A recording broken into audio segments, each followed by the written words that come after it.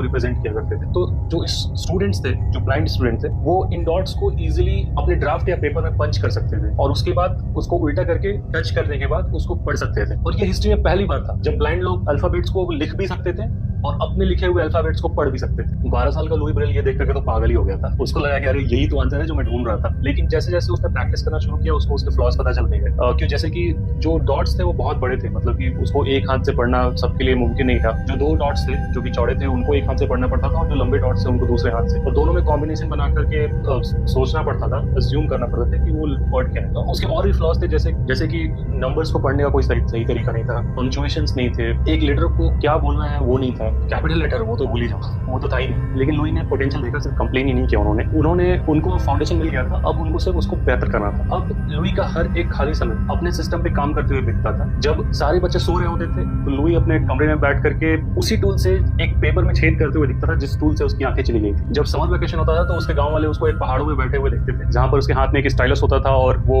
किसी पेपर के साथ स्टाइलस के साथ खेल रहा होता था। ऐसे ही करते करते लुई को एक बहुत ही रिवोल्यूशनरी आइडिया आता है। उन्होंने इस पूरे के पूरे सेल को एक सिंप्लीफाई तरीके से प्रेजेंट कर दिया था। उन्होंने 12 डॉट्स की जगह पे सिर्फ 6 डॉट्स रखे थे, 2 डॉट्स व्हाइट और 3 डॉट्स टॉल के फॉर्म में इसको सिंप्लीफाई किया था, जो कि अब एक फिंगर टिप से भी पढ़ा जा सकता था। आगे उन्होंने हर डॉट्स के कॉम्बिनेशन को एक एक्चुअल लेटर असाइन किया, साउंड को असाइन नहीं किया।